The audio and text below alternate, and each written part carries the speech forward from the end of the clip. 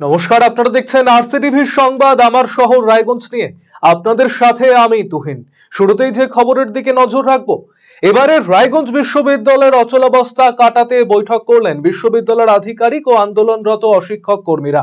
যদিও কতদিনে এই অচলাবস্থা পুরোপুরি কাটবে তা স্পষ্টভাবে জানা যায়নি, তবে বৈঠক ফলপ্রসূ হয়েছে বলেই মত উভয় পক্ষের। প্রসঙ্গত, রায়গঞ্জ বিশ্ববিদ্যালয়ের অশিক্ষক কর্মী তথা সারা বাংলা তৃণমূল শিক্ষা বন্ধু সমিতির জেলা সভাপতি তপন নাগের সাসপেনশন ঘিরে এই অচলাবস্থার সূত্রপাত। এই পদক্ষেপের পরই উপাচার্যের সাথে সরাসরি বিরোধ তৈরি হয় তৃণমূলপন্থী অশিক্ষক কর্মীদের। দীর্ঘদিন ধরে অবস্থানে বসে রয়েছেন তারা, যার জেরে ব্যাহত হচ্ছে বিশ্ববিদ্যালয়ের কাজকর্ম। এই পরিস্থিতিতে বিশ্ববিদ্যালয়কে সচল করতে বুধবার পাল্টা অবস্থানে বসেন বিশ্ববিদ্যালয়ের আধিকারিক সমিতি। বৃহস্পতিবার উভয় পক্ষ আলোচনায় বসে। বিশ্ববিদ্যালয়ের আধিকারিক সমিতির সম্পাদক ডক্টর দিব্যেন্দু ভট্টাচার্য বলেন, আলোচনা সার্থক হয়েছে। কোন কোন জায়গায় সমস্যা আছে তা নিয়ে বিস্তারিত কথা বলেছেন তারা। অশিক্ষক কর্মীরা সময় চেয়েছেন, তারা দ্রুত সমস্যার সমাধান করবেন বলে কথা দিয়েছেন, যাকে ঘিরে আশাবাদী আধিকারিক সমিতি।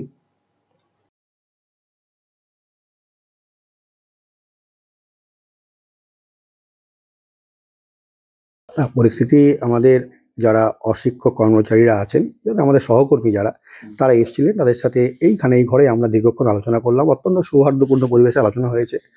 তারা সমস্যার কথাগুলো শুনলেন এবং তারাও কিছুটা জানেন। তারা আমাদের কাছে যেসব জরুরি পরিষেবাগুলো চালু না করলে ছাত্ররা সমস্যায় পড়তে পারেন বা পড়ছেন, তারা একটু সময় চেয়েছেন। তারা আমাদের কথা দিয়েছেন দ্রুত এই সমস্যার সমাধান করবেন। সেটা তো আমরা সবাই এটাই আমরা আশাবাদী। সেই আশায় আমরা অবস্থানে আছি আর কি। নিশ্চয়ই তখন তারা যখন আমাদের অশিক্ষক কর্মচারীরা উদ্যোগ নিয়েছেন, নিশ্চয়ই আমরা আশা রাখছি এটা সচল হবে। না, ওনারা জানতে চাইলো। আমরা বললাম যে কোথায় কোথায় সমস্যা হচ্ছে। ওনারা ঠিক আছে, ওনারা বলছেন আমরা একটু আলোচনা করে আমরা ইতিমধ্যে আমরা জানিয়ে দিব। আমরা পূর্ণ পরিষেবা এবং জরুরি পরিষেবা চালু করার জন্য ওনারা সদর্থক ভূমিকা পালন করবেন, এটাই আমাদের জানিয়েছেন। অপরদিকে সারা বাংলা তৃণমূল শিক্ষা বন্ধু সমিতির রায়গঞ্জ বিশ্ববিদ্যালয়ের ইউনিটের সাধারণ সম্পাদক সুবীর চক্রবর্তী জানিয়েছেন, আধিকারিকেরা তপন নাগের সাসপেনশন প্রত্যাহারের জন্য উপাচার্যকে চিঠি দিয়েছিলেন, কিন্তু উপাচার্য তাতে কর্ণপাত করছেন না বলে আধিকারিকেরা পেন ডাউন করেছেন। উপাচার্য দীর্ঘদিন ধরে বিশ্ববিদ্যালয়ে আসছেন না, প্রশ্ন তুলেছেন তারা। এদিনের আলোচনায় আধিকারিকেরা উপাচার্যের বিরুদ্ধে সরব হয়েছেন বলে দাবি সুবীর বাবুর।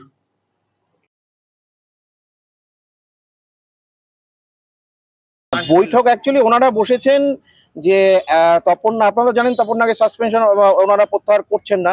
তো ওনারা প্রত্যাহারের জন্য আধিকারিকরা মিলে সকলে একটা চিঠি লিখেছিলেন এবং সকলেই বলেছিল যেন তপন সাসপেনশনটা তুলে নেওয়া হয়, যেহেতু অবৈধ সাসপেনশন ওটা সাসপেন্ড করা হয়েছিল। সেই জন্য ভিসিকে ওনারা চাপ দিয়েছিলেন যে সাসপেনশনটা তুলে নেওয়ার জন্য এবং ইউনিভার্সিটি যেন সচল থাকে।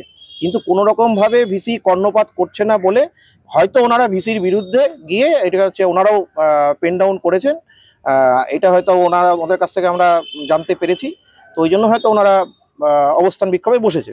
তো এখন বক্তব্য হচ্ছে যে এতদিন ধরে ভিসি মানে রায়গঞ্জ ইউনিভার্সিটিতে নেই, ওনাকে তো কোনো রকমভাবে কিছু করা হয়নি। মানে ওনাকে না আমরা আটকেছি, না আমরা আসতে বারণ করেছি, না উনি কেন আসছেন না, এটাই হচ্ছে আমাদের প্রশ্ন। উনি তো এতদিন ধরে তো সাসপেনশন থাকে না, একটা তো ইনকোয়ারি কমিটি বসবে, সেখানে একটা তো নির্দেশ আসবে, এগুলো তো কিছুই তো করছেন না। এটা কি ইচ্ছাকৃতভাবেই কি উনি করছেন, এটাই আমরা জানতে চাই। আমাদের সাথে আলোচনা ওনারা বললেন যে আমরা বসছি, এই ব্যাপার ভিসির সাথে আমাদের কোনো কথা শুনছেন না। আমরা যদি কোনো রকমভাবে হায়ার এডুকেশনকে চিঠি লিখি, সেটার জন্য না করছেন ভিসি, যেন হায়ার এডুকেশনের সাথে কোনো কথা না চলে, যেরকম ইউনিভার্সিটি অচল অবস্থা আছে সেরকম যেন অচল অবস্থায় থাকে, ভিসির এটাই নির্দেশ। রায়গঞ্জ মেডিকেল কলেজ ও হাসপাতালে নাবালিকার মাতৃত্ব নিয়ে বিশেষ পরিসংখ্যান প্রকাশ্যে এসেছে, যেখানে দেখা যাচ্ছে প্রতি মাসে 200 থেকে 225 জন নাবালিকা সন্তান প্রসব করছেন। বাল্যবিবাহ রুখতে সরকার যখন নানান পদক্ষেপ নিচ্ছে, তখন এই পরিসংখ্যান ঘিরে উঠছে প্রশ্ন। নতুন বছরের শুরুতে মাতৃত্বের পরিসংখ্যান নিয়ে সামনে এলো অবাক করা তথ্য। সরকারি পরিসংখ্যান অনুযায়ী দেখা যাচ্ছে রায়গঞ্জ মেডিকেল কলেজ ও হাসপাতালে 20% নাবালিকা মা হচ্ছেন, অর্থাৎ প্রতি মাসে 200 থেকে 225 জন নাবালিকা সন্তান প্রসব করছেন। এই তথ্য সামনে আসতেই চোখ কপালে উঠছে সকলের। যেখানে সরকারিভাবে বাল্যবিবাহ রুখতে বিভিন্ন সময় কড়া পদক্ষেপ নেওয়া হচ্ছে, চলছে সচেতনতামূলক প্রচার অভিযান, খোলা হয়েছে কন্যাশ্রী ক্লাব, কিন্তু তারপরেও পরিসংখ্যানটা এমন কেন তা রীতিমতো ভাবাচ্ছে বিশেষজ্ঞদের। বিশেষ করে গ্রামাঞ্চলগুলিতে এখনো পর্যন্ত দেখা যাচ্ছে সচেতনতার অভাব। সেখানে লুকিয়ে ছুপিয়ে নাবালিকা কন্যাদের বিয়ে দিয়ে দেওয়া হচ্ছে। অনেকেই বলছেন, নাবালিকাদের বিয়ে দিতে পারলেই যেন বাবা মায়েরা হাঁফ ছেড়ে বাঁচে। বহু জায়গায় নাবালিকা কন্যার বিয়ে রোকেছে প্রশাসন, কিন্তু তারপরেও মানুষের মধ্যে যে সচেতনতার অভাব রয়ে গিয়েছে তা এখানেই স্পষ্ট। রায়গঞ্জ মেডিকেল কলেজ ও হাসপাতালের চিকিৎসক বিদ্যুৎ ব্যানার্জি জানিয়েছেন, শুধুমাত্র রায়গঞ্জ মেডিকেল কলেজ ও হাসপাতালে প্রতি মাসে 200 থেকে 225 জন নাবালিকা মা হচ্ছেন। গত ডিসেম্বর মাসের 1 থেকে 25 তারিখ পর্যন্ত সংখ্যাটা 175-এ গিয়ে দাঁড়িয়েছে। নাবালিকা কন্যারা মা হলে তাদের শারীরিক সমস্যা হবে। একজন মহিলা সাবালিকা না হলে তার শরীর মাতৃত্বের জন্য প্রস্তুত হয় না, এতে মৃত্যুর হার বেড়ে যায়। প্রশাসন যদি কঠোর পদক্ষেপ নিত তাহলে হয়তো এমনটা হতো না। এখন রিসেন্টলি যেটা রয়েছে, প্রতি মাসে 200 থেকে 225 জন নাবালিকা মা হচ্ছে আমাদের শুধু এই রায়গঞ্জ মেডিকেল কলেজ হসপিটালে। এই মাসেই সংখ্যাটা 25 ডিসেম্বর পর্যন্ত, ডিসেম্বরে 1 থেকে 25 সংখ্যাটা 174 হয়ে গেছে। এই যে মা হচ্ছেন তাতে শারীরিক অসুবিধা হচ্ছে না? শারীরিক অসুবিধা প্রচণ্ড রকম হচ্ছে, কারণ নাবালিকা মা সে হচ্ছে যতক্ষণ না সাবালক হচ্ছে, সাবালিকা হচ্ছে, ততক্ষণ তার শরীরই সেভাবে হচ্ছে মাতৃত্বের জন্য তৈরি নয়। ফলে সেখানে অনেক বেশি কমপ্লিকেশন, মায়ের মৃত্যুর সম্ভাবনা বেড়ে যায়। এই যে মা হচ্ছেন এবং মৃত্যুর সম্ভাবনা, প্রশাসনের পক্ষ থেকে তো একটা জিনিস দেখুন, আমরা এখানে হসপিটালে আমরা শুধু মেডিকেল পার্টটা দেখি, ডেলিভারির সময় এসে ভর্তি হয়, ডেলিভারি হয়। এবার প্রশাসন যদি দেখতো এটা, তাহলে নিশ্চয়ই এই সংখ্যায় আমরা নাবালিকা মা পেতাম না। রায়গঞ্জ হসপিটালেই এরকম অবস্থা? হ্যাঁ, পুরো জেলাতে সংখ্যাটা আরও অনেক বেশি হবে, কারণ অনেকগুলো জায়গাতে ডেলিভারি হয়, এবং যে আশা করি যে পরিসংখ্যান আমাদের এখানে আছে সেটা অন্যান্য জায়গাতে এরকমই হবে। আপনারা কি এই ব্যাপারে না, আমরা প্রতি মাসে যা হয় তার রিপোর্ট এখানে এমএসডিবি পাঠিয়ে দেয়। তো আপনারা কি চাইছেন, মানে কি এই ঘটনাটা? আমরা তো চাইছি মানে সমাধানের ক্ষেত্রে হচ্ছে এখানে প্রশাসন কঠোর ব্যবস্থা নিক, যাতে কোনো নাবালিকা বিবাহ না হয়, তাহলেই নাবালিকা মা হবে না। উত্তর দিনাজপুর জেলা বার অ্যাসোসিয়েশনের সম্পাদক সুজিত সরকার বলেন, এই পরিসংখ্যানটা জোগাড় করার জন্য সাংবাদিকদের ধন্যবাদ। নাবালিকা মেয়ের সন্তান প্রসব হবে, এটা অত্যন্ত দুঃখজনক বিষয়। প্রশাসনের কাছে অভিযোগ করলে প্রশাসন বুঝতে পারবে। এ বিষয়ে তিনি আরো কি বললেন শুনবো। আপনারা যে পরিসংখ্যানটা জোগাড় করেছেন এর জন্য আপনাদের সাংবাদিকদেরকে অসংখ্য ধন্যবাদ। কারণ একটা অন্যায়ের প্রতিবাদ করা উচিত, সেটা কোনো সময় আপনাদের মাধ্যম দিয়ে, কোনো সময় জনসাধারণের মাধ্যম দিয়ে। তো যে ঘটনাটা আপনার পরিসংখ্যানটা দিয়েছে সত্যি দুঃখজনক ব্যাপার, কারণ একটা মাইনর মেয়ে প্রেগনেন্সি হবে, তার ডেলিভারি হবে। তো এই ব্যাপারগুলো প্রশাসনের বছরে কখন আসবে বলুন?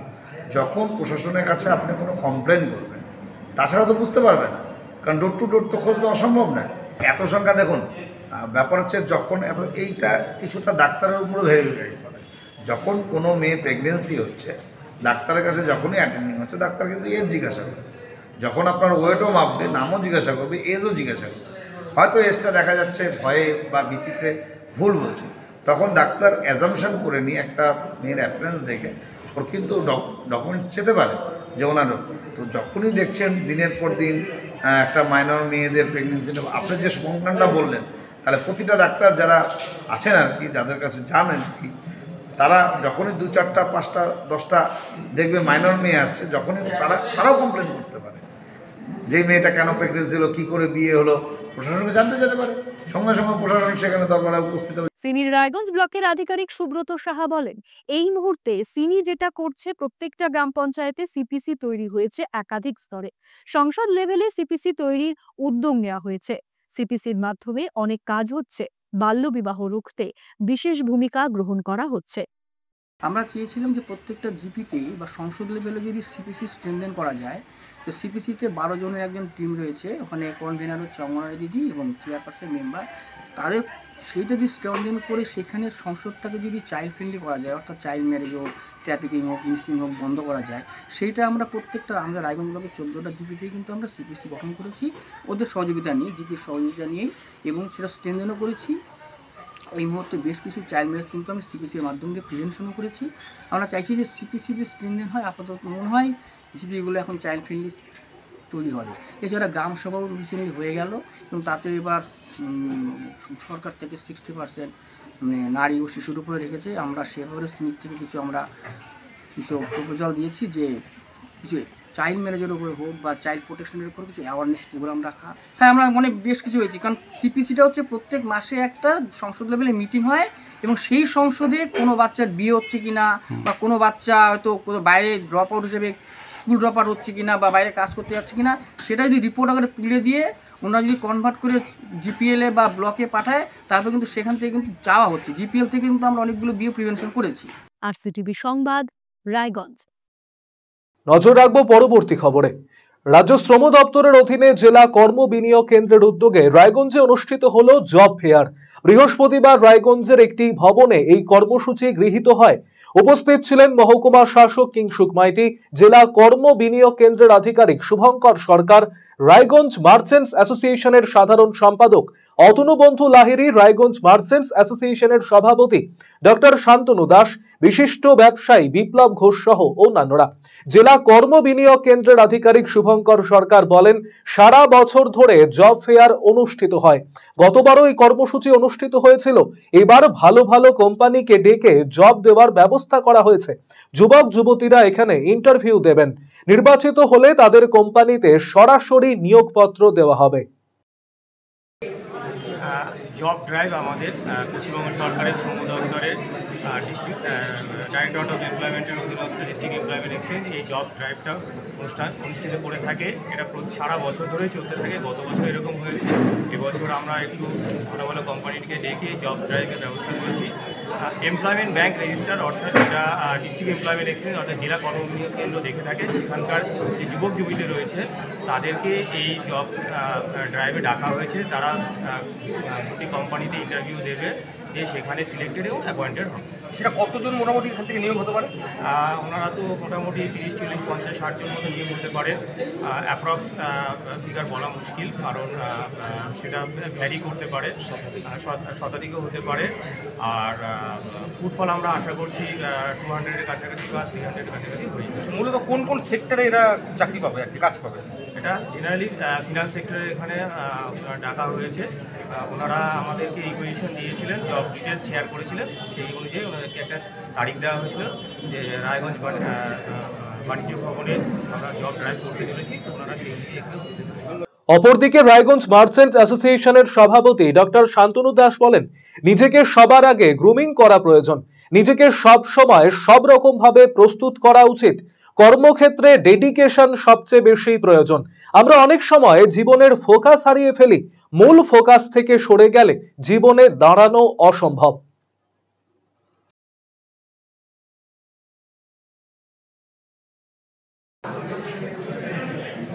নিজেকে সবার আগে গ্রুমিং করা খুব প্রয়োজন। আমি বলি যে গ্রুমিংটা দুরকমভাবে করতে হবে। একটা এক্সটার্নাল গ্রুমিং, আমার অ্যাপিয়ারেন্স, আমার কথাবার্তা, আমার বাচনভঙ্গি, আমি কিভাবে হাসবো, আমি কিভাবে কি চিন্তা ভাবনা করছি, এইটা যেন খুব সুন্দরভাবে হয়। আরেকটা হচ্ছে ইন্টারনাল গ্রুমিং, আমার ভিতরে প্রস্তুতি। এইবার মাল্টিপল টাস্ক যদি আমাকে দেওয়া হয়, আমার প্রবলেম সলভিং অ্যাটিটিউডটাকে আমাকে ভালো করতে হবে।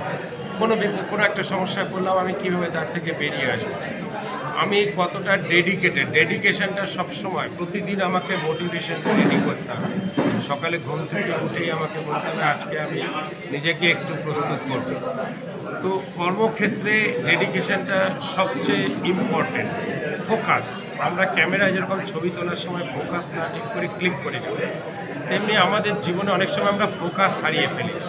একটি স্টুডেন্ট যে পাশ করে বেরিয়েছে, তার সামনে ফোকাসটাকেই তাকে আগে ভাবতে হবে।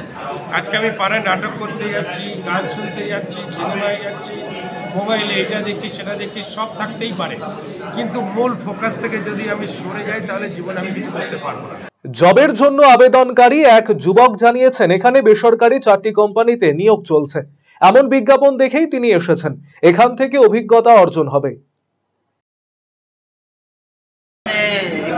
ওয়েস্ট বেঙ্গল এমপ্লয়মেন্ট ব্যাংক থেকে একটি জব ফেয়ারের আবেদন করা হয়েছিল, মানে একটা অ্যাডভার্টাইজমেন্ট দেওয়া ছিল। তো সেই অ্যাডভার্টাইজমেন্টটা দেখে আমরা এখানে বেসরকারি 4টে কোম্পানিতে নিয়োগ চলছে, সেই নিয়োগের সংক্রান্ত অ্যাডভার্টাইজমেন্ট করা হয়েছিল। সেটা আপডেট পেয়ে আমরা এসেছি যে যেহেতু একটা প্রাইভেট কোম্পানিতে নিয়োগ সুযোগ সুবিধা একটা ভালো অপরচুনিটি, সেই সুযোগটাকে কাজে লাগানোর জন্য এখানে আমরা আজকে ইন্টারভিউ দিতে এসেছি। এর জন্য বেসিক্যালি আমরা ফার্স্ট টাইম এক্সপিরিয়েন্স, বাট এটাই আমাদের এই প্রথম শুরু। এই এক্সপিরিয়েন্স একটা করার জন্য আমরা এসেছি। এবারে এটাই তো না, আরও বেটার আরও এক্সপিরিয়েন্স হবে। তো আমরা এক্সপিরিয়েন্স প্লাস যদি আমাদের হয়ে যায় আজকে, তাহলে খুবই ভালো কথা, একটা অপরচুনিটি পাবো। রায়গঞ্জের মোহনবাটি পার্বতী দেবী বালিকা বিদ্যালয়ের 67তম প্রতিষ্ঠা দিবস পালিত হলো বৃহস্পতিবার। এই উপলক্ষে বিদ্যালয়ে একটি সাংস্কৃতিক অনুষ্ঠানের আয়োজন করা হয়। অনুষ্ঠানে উপস্থিত ছিলেন পরিচালন সমিতির সভাপতি সৌরভ দাস, ভারপ্রাপ্ত শিক্ষিকা শ্বেতা ভৌমিক, বিদ্যালয়ের সাংস্কৃতিক পরিষদের সম্পাদক ঋত্বিকা বিশ্বাস সহ অন্যান্যরা। বিভিন্ন ইভেন্টে অংশ নেয় কচি কাঁচারা।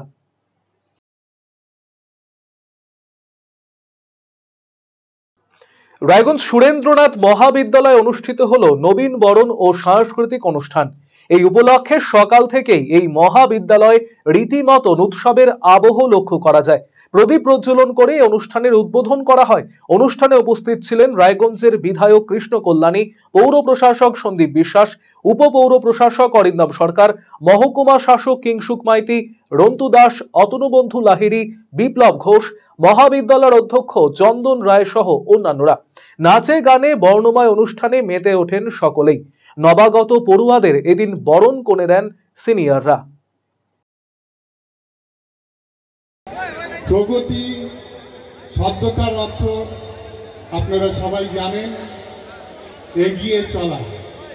এই এগিয়ে চলাকে নিশ্চিতভাবে আমরা ওয়েলকাম জানাবই এবং সঠিক অর্থে আমরা দেখতে পাচ্ছি সুরেন্দ্রনাথ কলেজ এগিয়ে চলছে।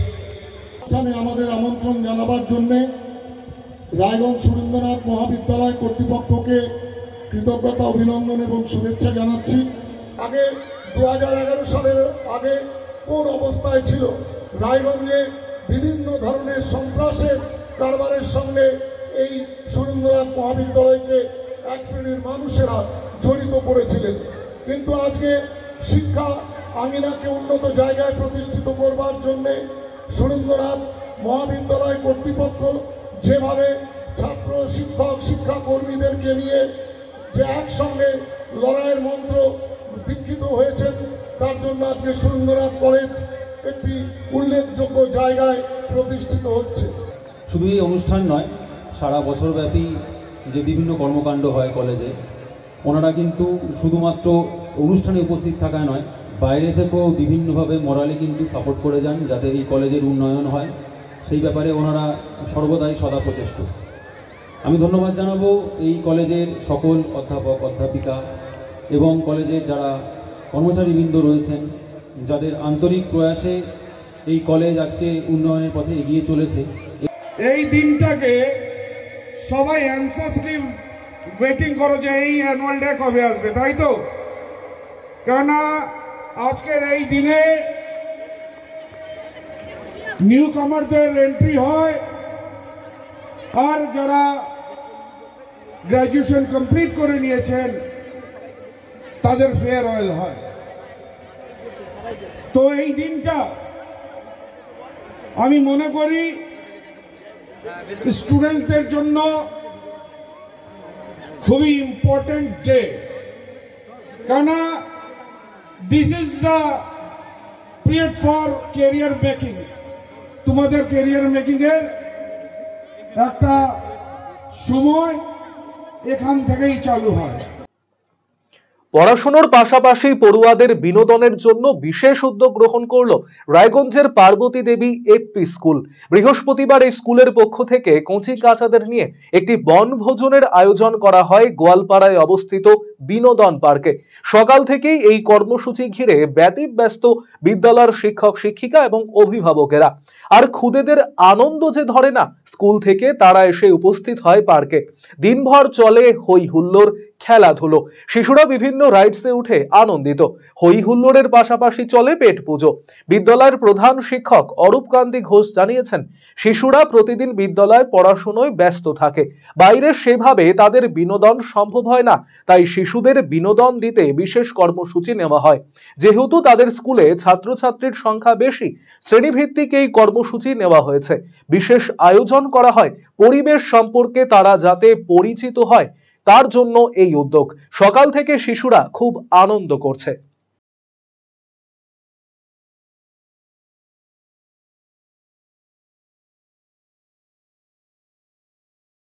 আজকে আমরা শিশুরা তো প্রতিদিন বিদ্যালয়ে পড়াশোনায় ব্যস্ত থাকে, সেক্ষেত্রে তাদের বাইরের পরিবেশ সেভাবে দেখা হয় না। আমরা আজকে বিদ্যালয়ের পক্ষ থেকে একটা কর্মসূচি নিয়েছি যে যেহেতু আমাদের ছাত্রছাত্রীর সংখ্যা বেশি, আমরা শ্রেণীভিত্তিক আজ আমরা চতুর্থ শ্রেণীর বাচ্চাদেরকে নিয়ে পৌরসভার পৌরপতির আর কি অনুমতিক্রমে এবং তার সাহায্যে আমরা আজকে বাচ্চাদের রায়গঞ্জ পৌরসভার গোয়ালপাড়াস্থিত বিনোদন পার্কে নিয়ে এসেছি। তারা যাতে পড়াশোনার সঙ্গে সঙ্গে একই রকমভাবে আনন্দ করতে পারে এবং পরিবেশ সম্পর্কে একটু পরিচিত লাভ করতে পারে, তাই আমাদের আজকের এই উদ্দেশ্য। এবং সারা সকাল থেকে বাচ্চারা খুব আনন্দ করেছে, এখানে খাওয়া দাওয়া করেছে এবং অনেকটাই আনন্দ করেছে, এবং তার জন্য আমরা পৌরসভার প্রতি সত্যি কৃতজ্ঞ। রায়গঞ্জ পৌরসভা গুটি গুটি পায়ে চলতে চলতে 40তম বর্ষে পদার্পণ করল রায়গঞ্জের মধ্যমোহনবাটি গ্রন্থাগার। বৃহস্পতিবার এই গ্রন্থাগারের বর্ষপূর্তি উৎসব অনুষ্ঠিত হয়। অনুষ্ঠানে উপস্থিত ছিলেন মহকুমা শাসক কিংসুক মাইতি, প্রাক্তন বিধায়ক মোহিত সেনগুপ্ত, অতনুবন্ধু লাহিড়ী সহ অন্যান্যরা। এই গ্রন্থাগারের ইতিহাস এবং পথ চলা নিয়ে বিশেষ আলোচনা হয় অনুষ্ঠানে।